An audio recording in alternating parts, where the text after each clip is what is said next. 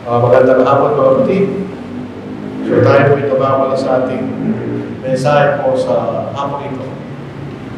Ang ating mensahe po ito tungkol sa isang karakter sa Old Testament. Ang pangalan niya si Rahab, na makikita natin ang kanyang kasaysayan sa aklat ni Joshua. At ito'y binanggit na 5 beses doon sa aklat na yun. At 3 beses na ito'y muling binanggit sa Bagong Tipan. So, in total, 8 beses lang sa binanggit sa buong Biblia, si Rahab. Pero sa ating pong mensahe, bagamat 8 beses lang po siya nabanggit sa Biblia, at yun lamang malit na bahagi ang kanyang kasaysayan. Pero may mga bagay na pwede nating matutunan sa kasaysayan ni Rahab. Si Rahab ay isang patuto o prostitute. Pero yun na makikita natin. Yan ang kanyang gawain, trabaho. Noong matatanda natin siya sa Malandang Sinatan. Ito po si Rahab, makikita natin. Sabi ko kanina, siya po ay isang patuto, prostitute. Masaya natin sa ating Tagalog, dito po sa Joshua, chapter 2, verse 1. Yan po sa English. Ito po sa ating wika. Dito po sa panimulan kasaysayan niya. Hindi natin alam kung bakit doon pumunta yung dalawang spy na sinugo ni Joshua doon sa bahay ni Rahab. Siguro dahil yun po ay siya patuto, maraming lalaki pupunta roon. Kaya siguro hindi halata kung doon sila pupunta. Pero actually, hindi natin alam. Si Joshua, na anak ni Nun, ay nagsugo, ay paligid nagsugo mula sa city ng dalawang lalaki bilang tik-tik. Na sinabi niya, "Umayo kayo, tingnan ninyo ang lupain at ang Jericho," at sila umayo, at pumasok sa bahay ng isang upang babae, ito sa Tagalog, upang babae, patuto, na pangalan ni Rahab, at nakituloy doon. Hindi natin alam ito sila pumunta. Pero ito mga dalawang lalaki ito, na sinugo ni Joshua, ay ang kailang layo ititiktikan o spy yung lupain ng Jericho. Dahil ito ang susunod nilang para mag-bidigmain at kukunin. Sunod ng Jericho. Mapapasin natin sa ipinangako ng Diyos sa bansang Israel, pagpunta nila sa lupain ipinangako sa kanila, lupain ng Canaan. Papatayin nila lahat ng mga mamayan doon. Sasakupin nila yung lupain na yun. Dahil ito ay para sa kanila, binigay ng Diyos sa kanila. So dito, ang layunin po ni Joshua ay tiktikan yung lupain para malaman nila siguro kung ano yung gagawin nila. Ano? Dito makikita natin sa kasaysayan ito ni Joshua na si Rahab, kilala niya Diyos. Meron na sa idea kung sino ang Diyos. Ito po sa 10 talata. Ito ang sabi ni Rahab, "Sapagkat aming nabalitaan kung paano tinayo ng Panginoon ang tubig sa dagat na bulan." Ito sila, doon nag-cross yung sa Israel. Doon tumanga sila galing sa Egypto. Paano na nabalitaan? Hindi natin alam, pero meron paraan. Noong panahon na yun, nang napabalita yung mga bagay-bagay. Ay isang dahilan, malapit lang. Yung lupain ng Egypto, yung lupain ng Sinai, at saka yung lupain ng Canaan, malapit lang. Kung tutumusin, hindi aabutin ng 40 taon kung ginanakbay sila sa normal na paraan. At makakarating sila sa madaling panahon sa lupain pinangalan. So nabalitaan nila. Sa pagkatapos nabalitaan kung paano tiniyo ng Panginoon ang tubig sa dagat na pula, sa harapan ninyo nang kayo lumabas sa Egypto, at kung ano ang inyong ginawa sa dalawang hari ng mga Horeyo na nasa kabila ng Jordan, kay Sihon at kay Og, na inyong lubos na pinuksa. Na mabalitaan namin nyo na inalulubo ang aming puso, di walang tapang na naiwan sa sino mga tao dahil sa inyo. Sapagkat ang Panginoon Diyos ay siyang Diyos sa langit, sa itaas, at sa lupa, sa ibaba niya. Para sinipon natin, kinikilala niya kung sino ang Diyos. Kasi meron sila mga Diyos-Diyosan, siyempre, dahil din naman sila sumasama sa tumingin ng Diyos. Pero dahil sa nabalitaan niya, at nabalitaan nila, yung lupain ng Jericho, kung anong ginawa ng Diyos sa mga binanggit, then nandun sila, natatakot. Dahil namin ang susunod na mangyayari sa kanila. Kaya sabi nito mahalagang binanggit kanya, siya ang Panginoon ng Diyos, ay siyang Diyos sa langit sa taas at sa lupa sa lupa. So meron ang bigay ng pananampalataya kay Rahab.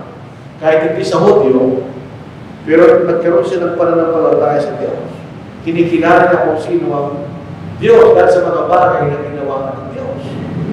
Dito po sa kasaysayan, mula po sa Joshua chapter 1 verse 14, pwede na natin babasahin lahat. Tinalo niya yung dalawang lalaki. Dahil nabalitaan ng hari, na meron silang tinago.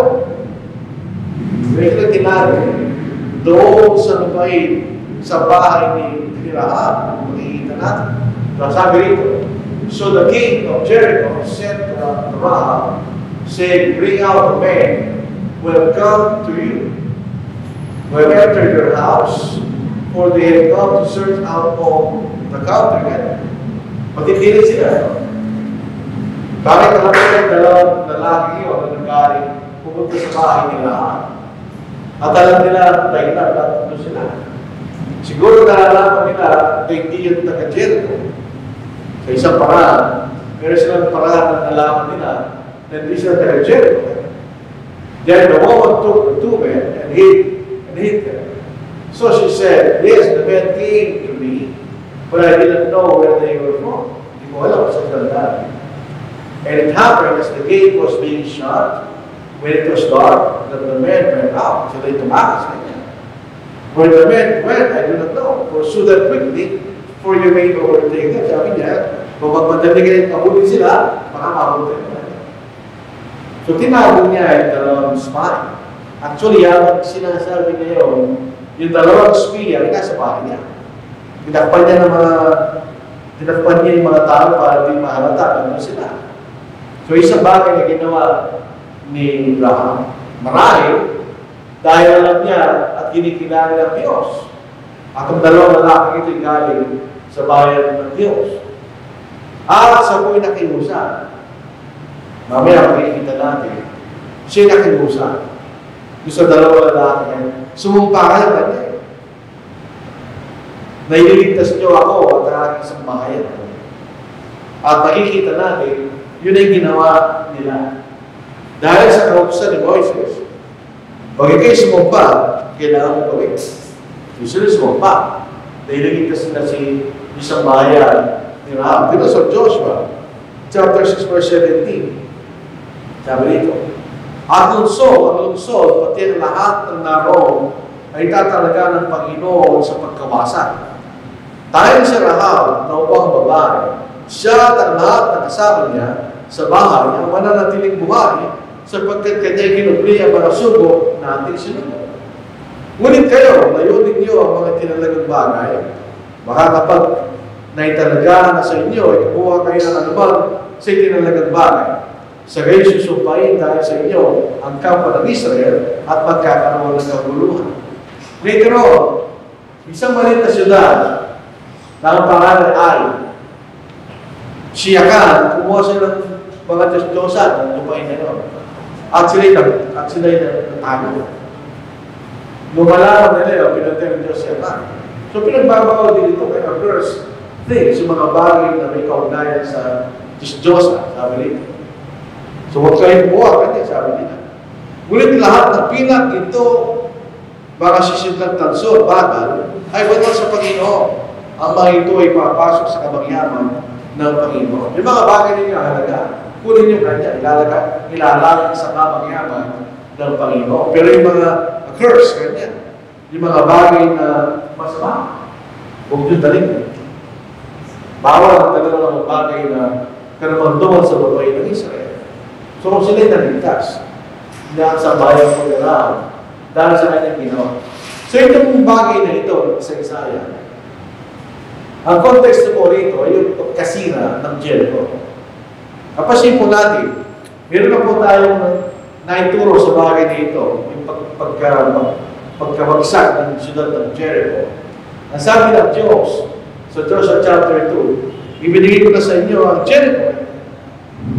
Sabi ng Diyos, ibinigay ko na sa inyo ang Jericho. Past tense. Pero wala ko sa kanila. Ito yung gagawin kanya. Sa 7 araw kayo iikot kanya sa lungsod. Sa 7 araw, yung mga pakaka, 7 beses silang patutulungin. At pagkatapos babagsak ng Jericho. Yun ay binanggit ng Diyos sa ikalawang kabanata. Doon sa ika-6 kabanata, nangyari nga na nababagsak ang Jericho. Sa natural na paraan, imposible yan. Dahil napakalaki, napakataas na mga kuta o walls ng Jericho. At ito'y sapin-sapin. Excuse me. Sapin-sapin sila. Bilang isang wall, sapin-sapin. So, sa kakayahang militar ng Israel, hindi nila kayang durugin yung walls of Jericho. So, makikita natin yung kuta o walls of Jericho, ang Diyos na nagpabagsak. Pero kinakailangan nila gawin yung sinabi ng Diyos para mangyari yun. So, ito yung binigay sa kanila bilang biyaya ng Diyos. Pero ginawa mo na ng kondisyon para makuha nilang lungsod ng Jericho. At dahil po sa si Joshua ang naging pinuno na kapalit ni Moses, siya po yung pinagkinamusap ng Diyos. Mabigat ang kanyang gagawin siya mamumuna sa bayan ng Israel patungo sa lupang ipinangamot niya. Babasahin po natin sa Joshua kung sa unang kabanata, dito po sa 7 at sa 9. Magpakalakas ka lamang at magpakatapang na mabuting kanya. Sapagkat si pinuno ng bayan. Hindi tayo na pwede maging pinuno o kaiwan at hindi matapang. Kaya sabi niya, magpakalakas ka lamang at magpakatapang na mabuti. Ano niya gagawin niya? Gawin mo ang ayon sa lahat ng kautosang inutos sa iyo ni Moises na aking lingkod. Huwag kang liliko sa kanan o sa kaliwa. Upang ikaw ay maging matagumpay sa ka mapupunta. Ito po isang totoo noon, totoo pa rin ngayon. Kung tayo susunod sa kalooban ng Diyos, sabi, tagumpay tayo, sabi tulad na sinabi rito. Aklat na ito ng kautusan ay huwag aalisin sa ibibig. Kundi ito ang iyong pagbubulay-bulayan araw at gabi upang iyong masunod ang ayon sa lahat na nakasulat dito. Sapagkat kung magkakayo yung pagiging nawain ng iyong lakad at magtatamo ka ng tagumpay. Hindi ba pinutusan kita? Ika'y magpakalakas at magpakatapang na mabuti. Huwag kang matakot, di man lupaypay, sapagkat ang Panginoong Diyos ay kasama sa tamang pumanoon. So ito yung pinalaman ng Diyos kay Joshua. Pero kailangan lang siya maging matapang at magpakalakas. At huwag sa pamalis doon sa kautusan ni Moises. At ang Diyos ay kasama nila. So, nung sabihin ng Diyos, ibigay ko na sa iyo Jericho, naniniwala si Joshua. Meron siyang pagtitiwala sa bagay na yun. Ito pa nakatulong sa bansang Israel. Yung mga sa loob ng Jericho, wala na silang tapak lumaban. Alam nila kung anong ginawa ng Diyos sa mga kumalaban sa Diyos. Una-una, doon sa Egypto. Sa'yo natin doon po. Dito sa Ikasya, sinabi niya sa mga lalaki, nalalaman ko na ibinigay sa inyo ng Panginoon ang lupain. Sabi nila, sabi ni Rahab, at ang pagkatakot sa inyo ay dumating sa amin, at ang lahat ng naninirahan sa lupain ay naghihina sa harapan ninyo. Sapagkat namin nabalitaan kung paano itinuyo ng Panginoon ng tubig sa dagat na pula, sa harapan ninyo, na kayo lumabas sa Egypto. At kung ano ang inyong ginawa sa mga dalawang hari ng mga Amoreo nasa kabila ng Jordan, kay Sihon at kay Og, na inyong lubos na pinuksan. Nababalitaan namin yun ay nalubo ang aming puso. Walang tapang na naiwan sa sino mang tao dahil sa inyo. Sapagkat ang Panginoong Diyos ay isang Diyos sa langit at sa itaas at sa lupa sa iba. So, sabi ni Rahab, natatakot kami. Kung ano nangyari sa mga sinabi ko sa inyo, ganoon din ang mangyayari sa aming lupain. Yun ang sabi ni Rahab. So, ang katanyagan ng Diyos, kung ano ang Diyos at ang kanyang kapangyarihan, kilala sa lugar na yun. Dahil sa mga bagay na kailang namalitaan. O walang internet, walang TV, walang radyo, ang panahon na yun. Hindi kasi bilis ng ating komunikasyon ngayon. Pero may komunikasyon. Nababalitaan nyo ng mga bagay na nangyayari sa ibang mga lugar. At pinabalitaan ng mga taga Jericho at Rahab ang kapangyarihan ng Diyos. So sila natatakot. At yung ginawa ko ni Rahab, ay tinago niya yung dalawang spies at pinadaan sa ibang lugar, sa ibang daan, para hindi sila mahuli na upo ng hari ng Jericho. Ito po yung nagbigay ng malaking panganib sa sarili niya. Dahil kung mahuli siya, na tinago niya yung mga espiya na yun at napatunayan, definitely siya mapamatay. So, ipapatay ng hari ng Jericho. So, siya naglagay ng malaking panganib sa kanya. Dito po sa Joshua chapter 2 verse 12, dahil nga doon sa panganib na ginawa niya, tinago niya yung dalawang lalaki at pinadaan sa ibang daan, siya ay humingi ng pangako sa verse 12. Kaya ngayon, sumumpa kayo sa akin, sa Panginoon. Ginigay, itong tao nito, hindi sa Hudyo. Pero kinikilala na niya yung Panginoon. Sa kautusan po ni Moises, pag ikay sumumpa, kailangan gawin. Dahil kung hindi, ipapatay ng Diyos. Basahin po natin itong verse 12. Kaya ngayon, sumumpa kayo sa akin sa Panginoon. Yama ako'y nagmagandang loob sa inyo. Ay magmagandang loob naman kayo sa sambahayan ng aking magulang. Bigyan niyo ako ng tunay na tanda. Nililigtas ninyong buhay ang aking ama, ang aking ina, ang aking mga kapatid na lalaki, babae, at ang lahat ng ari-arian, at inyong iniligtas ang aming buhay sa kamatayan.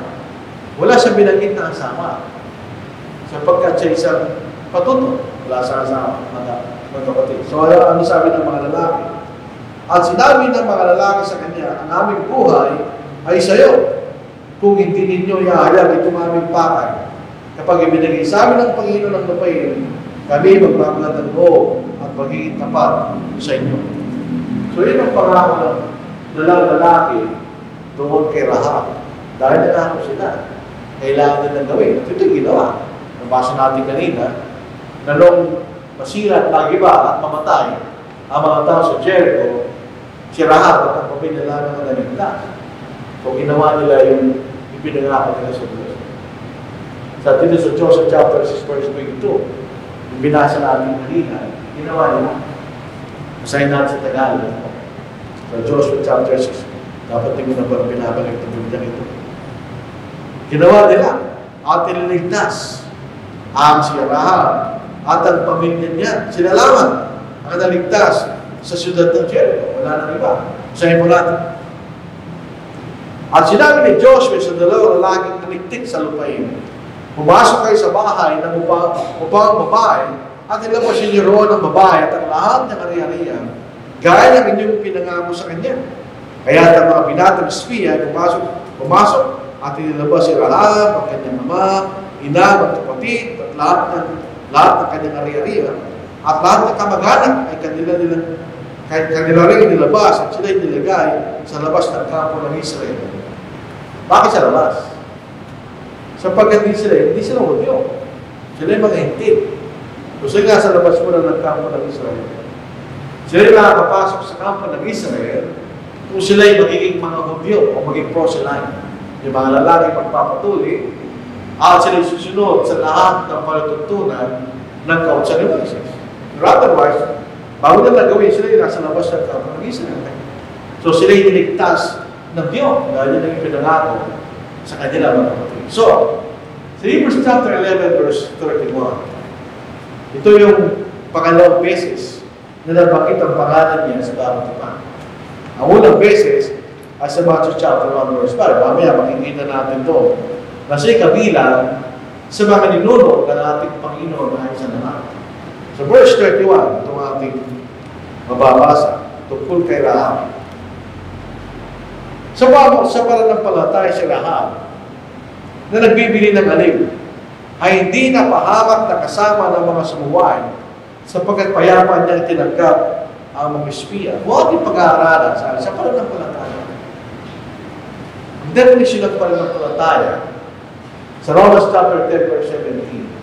At ang pananampalataya na gagaling sa pagikinig at sa pagikinig sa salita ng Diyos, sa salita ng Kristo.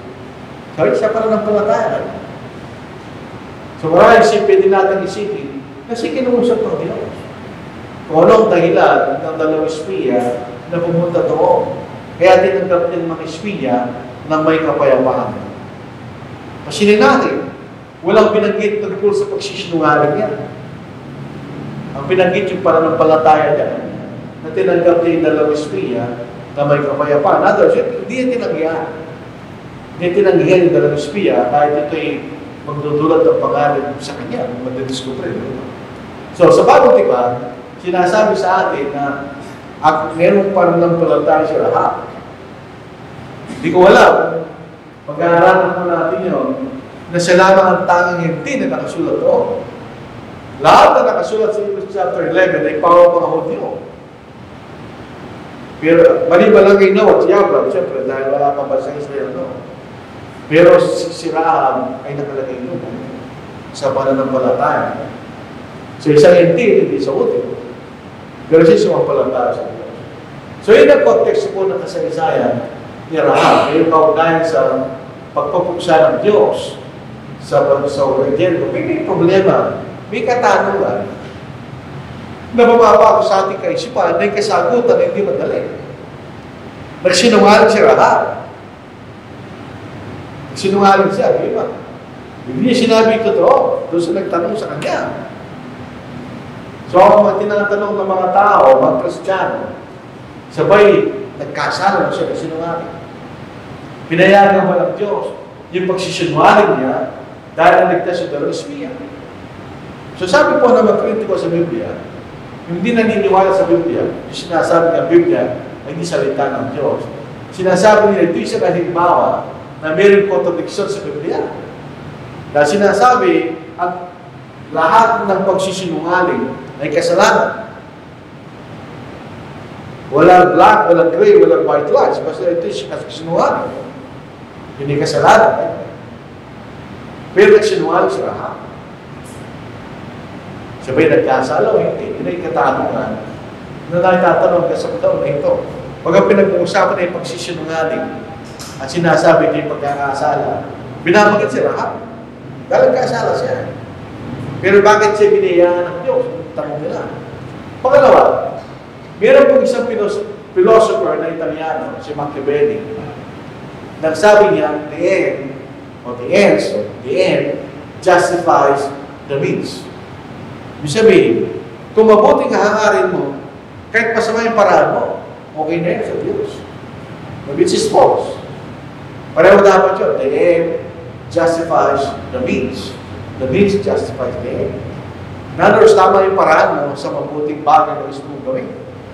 Isa sikat na tao na ganito ang prinsipyo niya, si Robin Hood. Hindi si Senator Robin Hood Padilla. Robin Hood Padilla pa rin pangalan. Si Robin Hood na national hero ng Switzerland. Hindi ko alam kung fictional siya o totoo tao. Pero si Robin Hood nagnanakaw siya para makatulong. Yun ay Machiavellian principle na hindi prinsipyo ng Biblia. At pangatlo, nagsinungaling talaga si Rahab. Although motivation niya ay mabuti. So ang katanungan, sabay nagkasala o hindi. Kung titignan natin, nagkasala siya sa pagsisinungaling. Dahil sa pagsisinungaling niya. Hindi yung pagsisinungaling niya ang kinasiya ng Diyos. Kundi yung pananampalataya sa Diyos. Makikita natin mga kapatid, kahit sa atin, sino man sa atin, ay katulad natin si Rahab. Hindi tayo perfecto, meron tayong kakulangan. Meron tayong flaws sa ating pagkatao. Walang perfecto sa ating. Katulad niya na, yung kanyang pagsisinungaling ay gawa ng kanyang kahinaan. Natatakot sa bukta. Gusto niyang sumunod sa Diyos, siyempre, dahil yung dalawang espiya ay sinubo ni Joshua para tutigan yung lupain. Pwede niya sabihin, nandito sila. Para ganyan, pag sinabi niya yun, mababayasan ng Diyos. Hindi Pwede patayin ng Diyos yung mga tao niya para maligtas sa espiya. Pero dahil sa kanyang tao lang siya, natatakot din siya. Kahit meron tayong pananampalataya, kumisyan, natatakot din tayo. Tingnan ninyo. Katulad ni Rahab, si Abraham. Si Abraham ay yaman ang lahat ng sumasampalataya. Ito ko yun. Pero dalawang beses siya nagsinungaling. Doon sa pagpunta na sa lupain ng Egipto, sabi niya, kapatid ko siya. Sabi niya Sarai pa yung pangalan niya noon. Kapatid ko siya. Pero si Sarai ay kalahating kapatid niya. Totoo yun. Parehong tatang nila, parehong ina. Pero asawa rin niya. Noong panahon na pinapayagan niya. Asawa rin niya si Sarai. So, nagsinungaling siya. Bakit? Natatakot siya mamatay. Dahil napakaganda ni Sarah, at bawal maging asawa, may asawa, kahit sa Old Testament. So, gagawin naman, papatay si Abraham para maging asawa na si Sarah. Nagsinungaling siya. Si Moises, ganoon din. Nung dahil sa kanyang galit sa mga tao, sa katigasan ng kanilang mga ulo, nasabihin ng Diyos na humingi sila ng tubig, nasabi ng Diyos, kausapin mo yung batuhan niya, at lalabas yung tubig, pinakpok ni Moises. At galit na galit nagsasalita, laban sa mga tao. Nagkasala si Moses, di ba? Pero, sinasabi na si Moises, salamat na nakikilala sa Diyos, ang lubusan niya. Nakita na ng Diyos face to face. Ibig sabihin, kilala niya ang Diyos.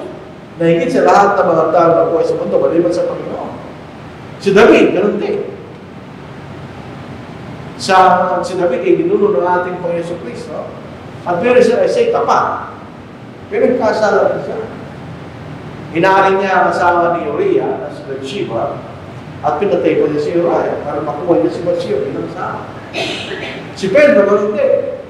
Si Apostle Peter, dalawang beses, sa chapter 2 at saka sa chapter 10, siya na unang mag-aral ng Ebanghelyo, una sa mga Hudyo, at sa mga hindi. At siya naging apostol ng ating Panginoon. Pero ipinagkailan niya yung Panginoon 3 beses. Ganon din dahilan dahil sa pagkatakot. At si Pablo, ganun din. Si Pablo ay mamamatay Kristiyano. Pero siya naging apostol ng ating Panginoon. In other words, makikita natin, totoo lang na tamay kahinaan. Totoo yun. Pero ang ating mga kahinaan, kapag nagsisi tayo sa Diyos, pinatatawa ng Diyos. Talagay niyo si Abraham, hindi humingi ng tao sa Diyos. Si Moises, hindi humingi ng tao sa Diyos. O si David, si Pedro, si Pablo, at lahat ng mga Kristiyano sa Biblia na nagkasama, sila humingi ng tao sa Diyos. So hindi natin pwede i-criticize na gano'n sa lahat kung nagsinungaling siya.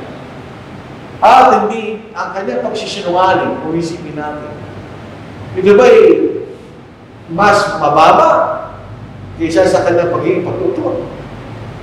Pareho lang yan actually. Kaysa patuto, kaysa sinungaling, pareho masama sa harapan ng Diyos. Kung di siya magsinsisi, hindi pa rin siya patatawanan ng Diyos. Pangapat, lahat mo tayo, katulad ni Rahab. Pasingin natin si Rahab sa puntong yun. Nagsisimula siya magkaroon ng pananampalataya sa Diyos. Hindi pa siya hindi pa niya lubos nakikilala ng Diyos. Dahil siya isang hindi. Siya isang work in progress.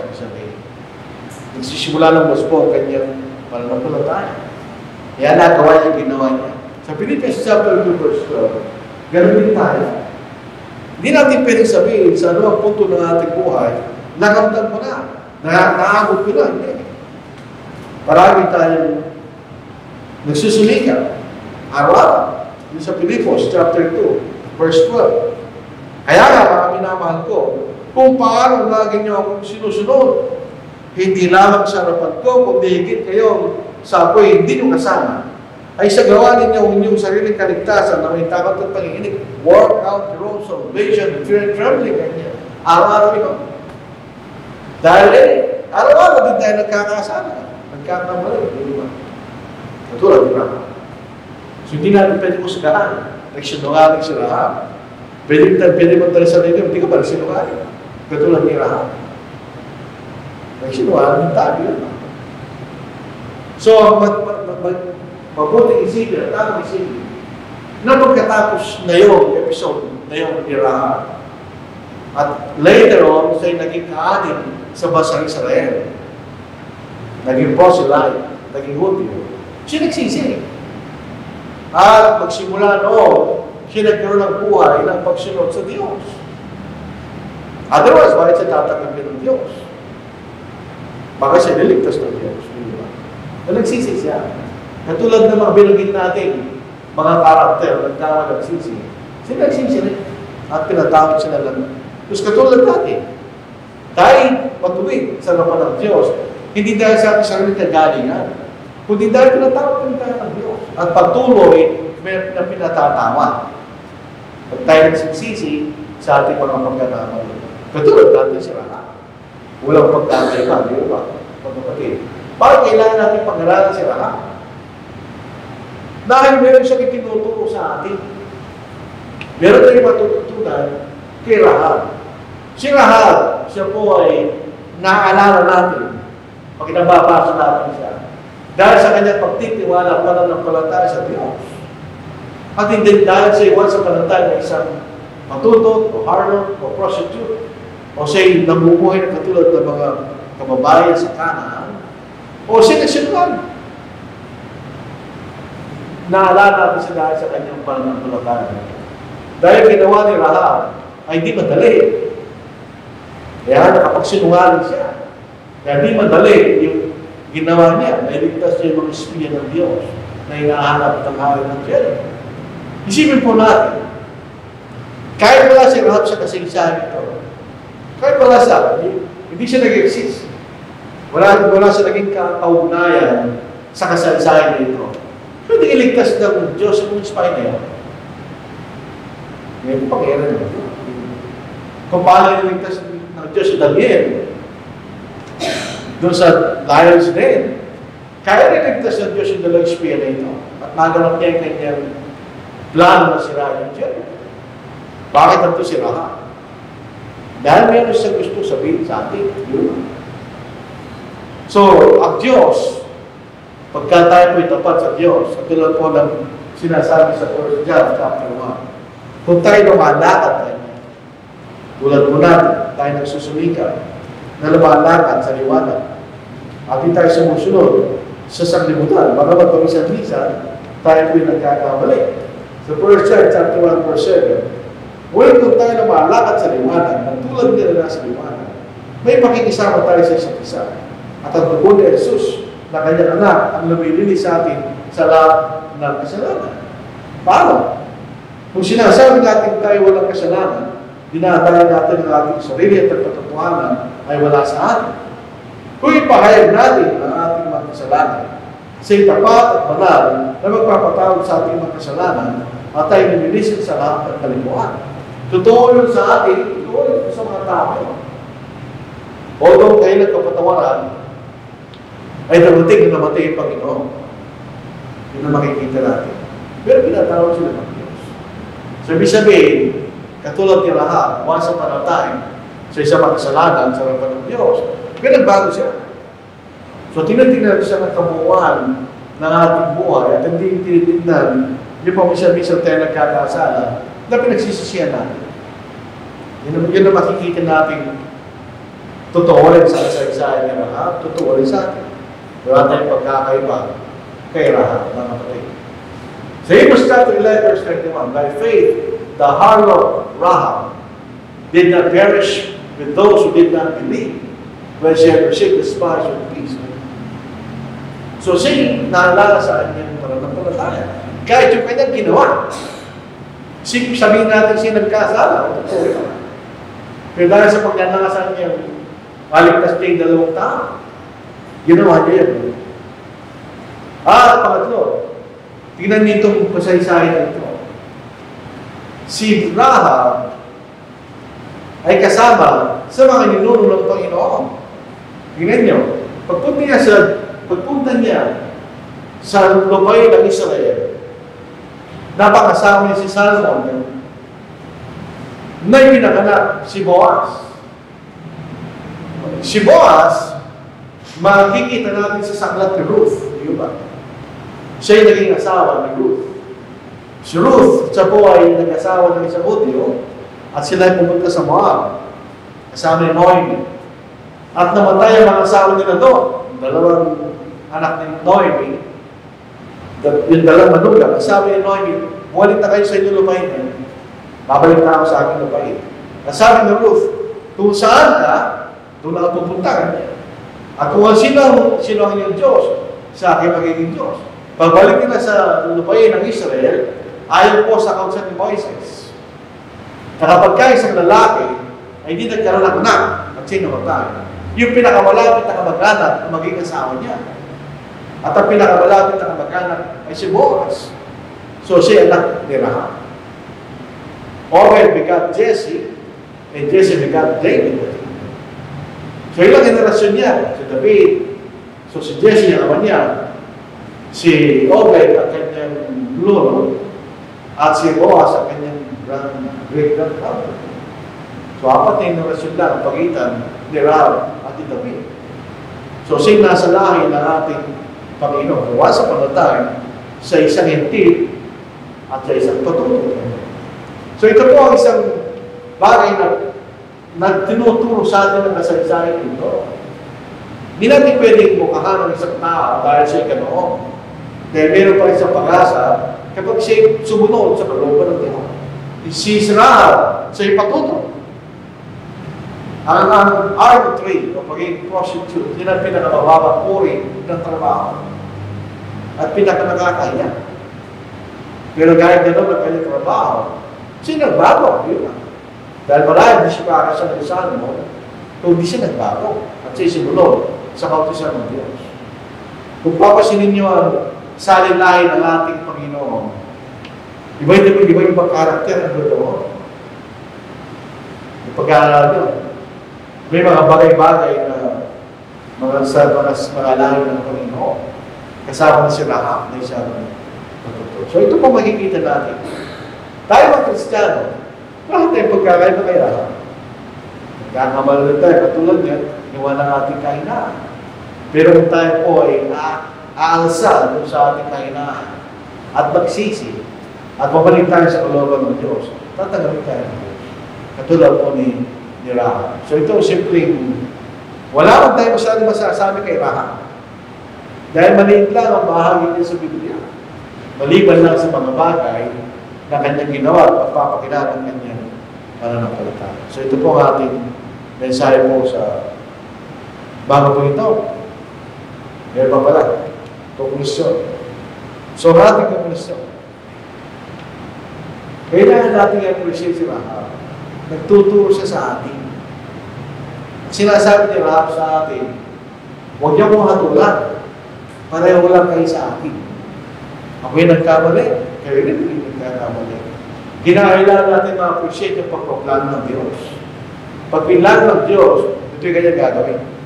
Wala ka rin lang. At pag-uli, kailangan natin ma-appreciate na biyaya ng Diyos yung nagtatagumpay laban sa katulan.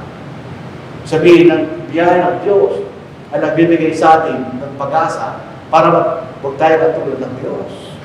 Yan ang biyaya ng Diyos. Ang biyaya ng Diyos, kasama roon ang ating pagsunod sa magpagvisyon ng kanyang biyaya. Pero wala biyaya ng Diyos. Paano siya Rahab? Paano tayo? Wala tayong pag-asa. So ito po ating mensahe po sa